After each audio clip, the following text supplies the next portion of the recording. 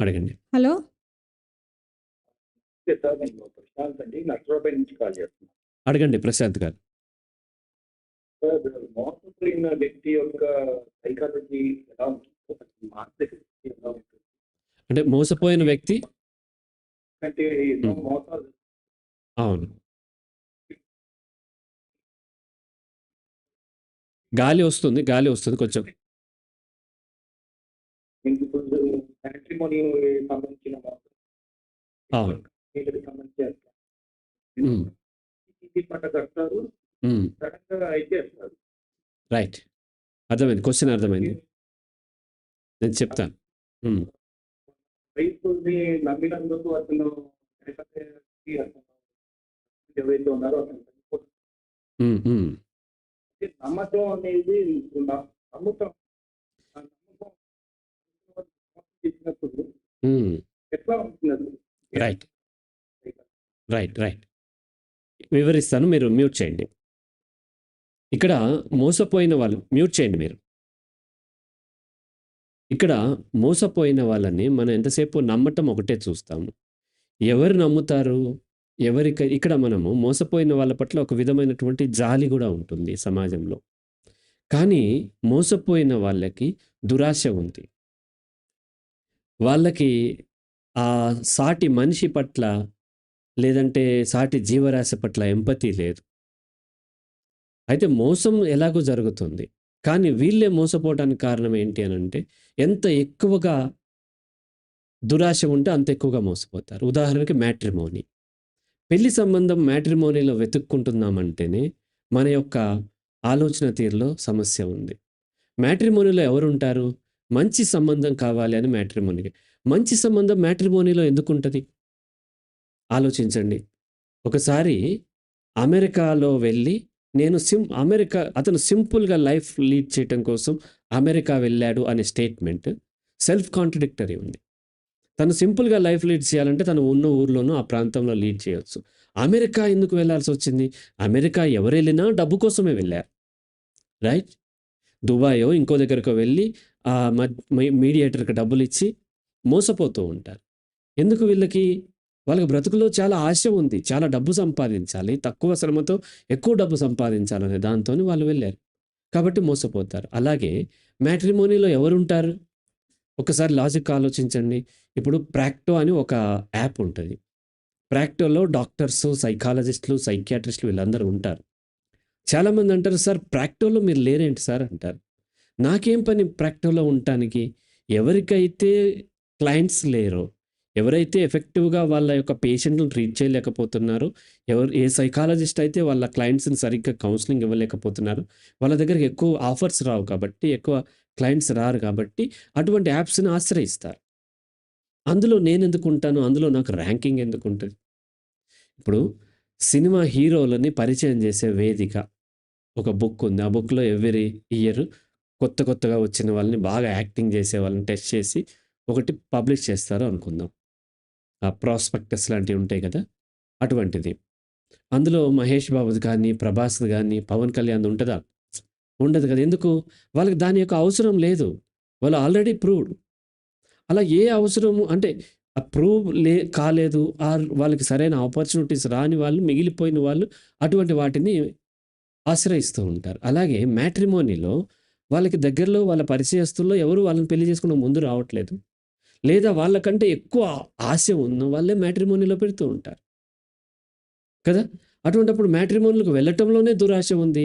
మ్యాట్రిమోనీలో ఎక్కువ సార్లు మోసమే జరుగుతది. చాలామంది మోసం జరిగినా ఏం చేస్తారు? కప్పిపుచ్చుకొని ఉంటారు. కొంతమంది బయటపడుతూ ఉంటారు.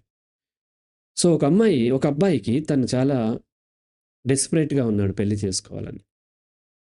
అది మ్యాట్రిమోనీలో చూసే చాలా సంబంధాలు చూస్తుంటే ఒక అమ్మాయి చాలా ట్రెడిషనల్‌గా ఉంది. చాలా చక్కగా ఉంది. చాలా అంతా నచ్చింది. అందంగా కూడా ఉంది. పద్ధతిగా ఉంది. నచ్చింది. పేరెంట్స్ కూడా నచ్చింది. ఆ అమ్మాయిని చేసుకుందాం అనుకున్నారు. కానీ ఏ కారణం చేతో ఆ అమ్మాయి యాక్సెప్ట్ చేయలేదు. కొన్ని నెలలయిన తర్వాత అతనికి చాలా చిరాకొచ్చి ఎవరు నాతో రిలేషన్‌లోకి రావట్లేదు, పెళ్లి కూడా అవ్వట్లేదని ఈ డేటింగ్ యాప్స్ అంటే ఏంటో ఉంటాయి కదా! అని చెప్పి అందులో అతను వెళ్ళాడు. అక్కడ ఆ అమ్మాయి ఉంది. అక్కడ ఆ అమ్మాయి ఏం చెప్పిందంటే, ఇట్లా రాత్రి పూట స్టార్ హోటల్‌లో సిగరెట్ తాగుతూ, స్మోక్ చేస్తూ, వైన్ తాగుతూ మాట్లాడుకోవటం ఇష్టమని చెప్పింది. ఈ రెండిట్లో ఏది నిజం? మ్యాట్రిమోనీలో చెప్పింది నిజమా? డేటింగ్ యాప్‌లో నిజమా అంటే, డేటింగ్ యాప్‌లోదే నిజం. మ్యాట్రిమోనీలో చెప్పింది అబద్ధం. అతను ఒక్కసారిగా తను ఎక్స్‌పెక్ట్ చేసిందేమో ట్రెడిషనల్ గర్ల్. ఒక్కసారిగా యాక్సిడెంట్ అవ్వబోయి ఆగినట్టుగా గుండె వేగంగా కొట్టుకుంది అతనికి. కాబట్టి మ్యాట్రిమోనీలోకి వెళ్తున్నామంటేనే మోసం. మనం కూడా మోసం చేయటానికే మ్యాట్రిమోనీలోకి వెళ్తున్నాం. అన్ని పచ్చి అబద్ధాలే చెప్తున్నాం మనం.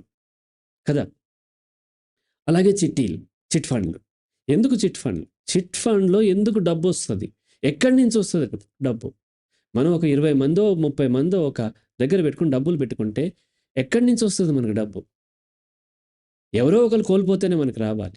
పేకాటలో కోట్లు ఇప్పుడు ఈ దేశంలో ఉన్నోళ్ళందరూ పేకాట ఆడారనుకోండి. ఈ దేశం యొక్క జీడీపీ ఎంత పెరుగుతది? 0 పెరగదు కదా! మీ డబ్బులు నాకు, నా డబ్బులు మీకు రావటం.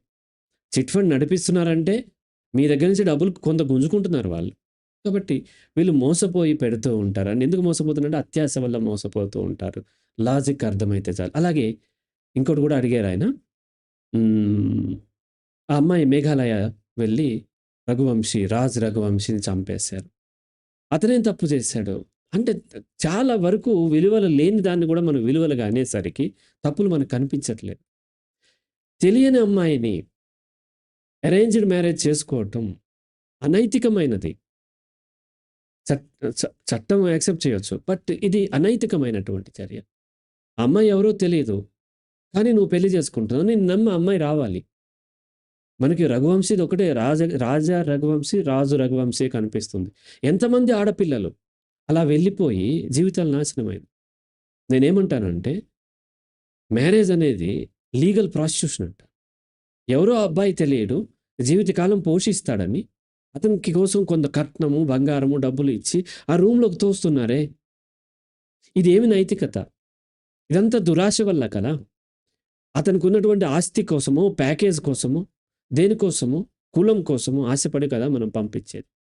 కాబట్టి వీటిలో నైతికత లేదు, దురాశ ఉంది, అనైతికమైనటువంటి ప్రాక్టీసెస్ ఉన్నాయి కాబట్టి మోసపోయే అవకాశాలుంటాయి. ఎగ్జిస్టెన్షియలిస్ట్ మోసపోతాడు. కానీ మోసపోవటానికి కూడా ఒక అవకాశంగా ఎన్నుకుంటాడు. ఎవరికైనా డబ్బులిస్తే వాళ్ళు తిరిగిస్తారో లేదో, ఇచ్చినా ఇవ్వకపోయినా ఓకే అనుకుంటే ఇస్తాం, లేకపోతే లేదు. We are ready to be cheated. ఆ! సమాజంలో హ్మ్. ఇంకా వాళ్ళని అనుమానించాల్సిన నేను అనలేదు. డౌట్ నేననేదేంటి అనుమానించమనలేదు. కానీ నమ్మొద్దు. నమ్మటము, అనుమానము 2 ఒకటే. అనుమానం కూడా నమ్మకమే. వాళ్ళు మోసం చేస్తారు అని నమ్ముతున్నారు మీరు. మనిషిగా చూడండి. తన అవసరం కోసం ఇప్పుడు చాలా దేశాల్లో ఆకలితో ఉన్న వ్యక్తి దొంగతనం చేయటం నేరం కాదు. మన భారతదేశంలోనే నేరం. ఎందుకంటే అతను ఆకలితో ఉన్నప్పుడు మన దగ్గర ఫుడ్‌ని ఉంచుకునే హక్కు మనకు లేదు. మనకు ఆ నైతికత లేదు.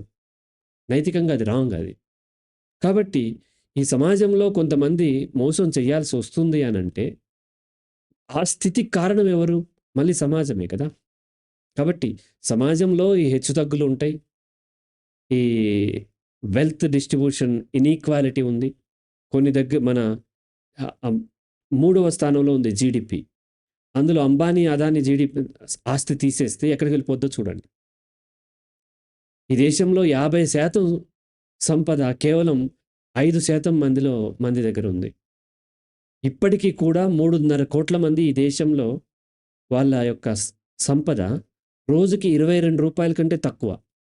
రూ. 22 కంటే తక్కువ. అంటే నెలకి రూ. 700 కంటే తక్కువ సంపదతో ఉన్న మనుషులు ఈ దేశంలో 3.5 కోట్ల మందున్నారు. వాళ్ళు అనేక దేశాల కంటే ఎక్కువ జనాభా ఉన్నారు. వాళ్ళు ఆ స్థితిలో ఉండటానికి కారణం ఎవరు? వాళ్ళా? మనమా? మనమే. కాబట్టి సమాజంలో మోసాలు ఉంటాయి. దానికి రెడీ అయితేనే సమాజంలో మూవ్ అవ్వాలి. దురాశ ఆశపడితే మోసపోతూ ఉంటాము. ఈ ఈ లేని వాళ్ళు దొంగతనం చేయటం వాటిని మోసం కింద కన్సిడర్ చేయను. బట్ ఎక్కువ మోసపోయేది డబ్బున్న వాళ్ళ దగ్గరే. రాజా రఘువంశీ ఎవరో ఒక పేదమ్మాయి దగ్గరో, బలహీనమైన అమ్మాయి దగ్గరో మోసపోలేదు. సేమ్ తన లెవెల్ ఆఫ్ అమ్మాయి, తన క్యాస్ట్ అమ్మాయి, చదువుకున్న అమ్మాయి దగ్గరే మోసపోయాడు. కాబట్టి ఇదొక జనరలైజ్డ్ స్టేట్మెంట్ ఉంటది. తక్కువ ఉన్నవాళ్ళు, పేదవాళ్ళు మోసం చేస్తారు, దొంగతనం చేస్తారని. నో. డబ్బు ఉన్నవాళ్ళు, డబ్బు మీద ఆశ ఉన్నవాళ్ళు, వాళ్ళు మోసం చేస్తారు. డబ్బున్నవాళ్ళు ఎవరి దగ్గర డబ్బు ఉంటది? డబ్బు మీద ఆశ ఉన్న వాళ్ళకి ఎక్కువ డబ్బు ఉంటది. వాళ్ళు ఎక్కువ మోసం చేసే అవకాశం ఉంటది. కాబట్టి అనుమానించమని, నమ్మమని 2 చెప్పట్లేదు. జస్ట్ కాలిక్యులేటెడ్‌గా వెళ్ళండి. మీ కాలిక్యులేటెడ్ రిస్క్ మాత్రమే తీసుకోవాలి. ఒక అడుగు ఏస్తే, ఆ అడుగు ఎంత కింద పడతది, ఎంత లోతుందో తెలియదు కాబట్టి, అది కన్ఫర్మ్ అయిన తర్వాతే రెండవ స్టెప్ తీయాలి తప్ప, మొత్తం తీసుకుపోయి జీవితం ఒకరి చేతిలో పెట్టడం. అంటే హ్మ్. తెలియని వ్యక్తులు, పరిచయం లేని వ్యక్తులు సోషల్ మీడియాలో చెప్పే ఈ ఒకటికి చేసుకోవడం లాంటివి చేయాలా సార్? అవసరం తెలిసిన వ్యక్తులు కూడా మోసం చేస్తారు. మీ సొంత వాళ్ళు కూడా మోసం చేస్తారు. నేననేదేంటంటే, మీరు మోసం చేయబడుతున్నారంటే వాళ్ళతో మీకెందుకు ట్రాన్సాక్షన్? మీరొక హోటల్‌కెళ్లారు. హోటల్‌కెళ్ళినప్పుడు ఆ హోటల్‌లో మీరు ఫుడ్ చూస్తారు. దాని యొక్క రెప్యుటేషన్ ఏదో ఉంటే దాన్ని బట్టి తీసుకుంటారు. అట్లా కాకుండా ఎక్కువ డబ్బులు పెట్టేసినప్పుడే కదా మోసం మీకు.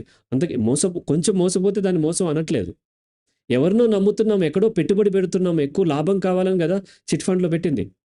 ఎక్కువ లాభం కావాలని కదా మ్యాట్రిమోనీలోకి వెళ్ళింది.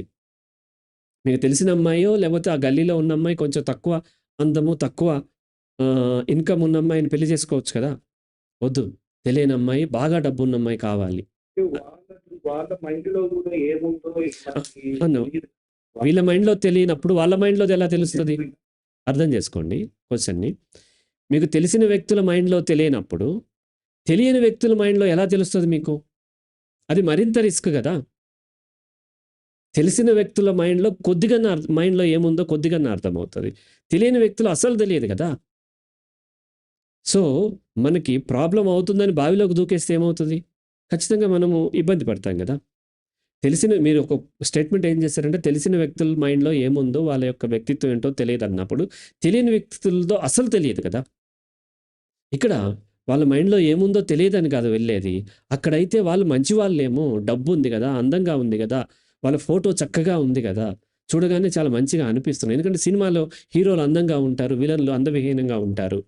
అలాగే మన పురాణాల్లో దేవుడు అందంగా ఉంటాడు. రాక్షసులు అందవిహీనంగా చూపిస్తూ ఉంటారు. కాబట్టి మనకొక ఆ జనరలైజ్డ్ ఆ స్టీరియోటైపింగ్ ఏర్పడిపోయి మనం వాళ్ళు నమ్ముతూ ఉంటాం. ఎప్పుడు కూడా ఆ పాష్‌గా ఉండి ఇదంతా ఉంటే వాళ్ళు మంచోళ్ళేమో అని నమ్ముతూ ఉంటాము. ఎవరైతే కొంచెం డార్క్‌గా ఉంటారో, కొంచెం ముక్కు షేప్ బాగోదో వాళ్ళని మంచి వాళ్ళు కాదేమో అనేటువంటి అభిప్రాయం మనకు తెలియకుండా వచ్చినప్పుడు మోసపోతూ ఉంటాం. కాబట్టి ఇది కొంచెం డీప్ సబ్జెక్ట్. ఇంకోసారి చెప్తాను. ఇప్పటికైతే ఆశ వలన మోసపోతూ ఉంటారు. Right sir? Okay. Right. Okay. Welcome. Right.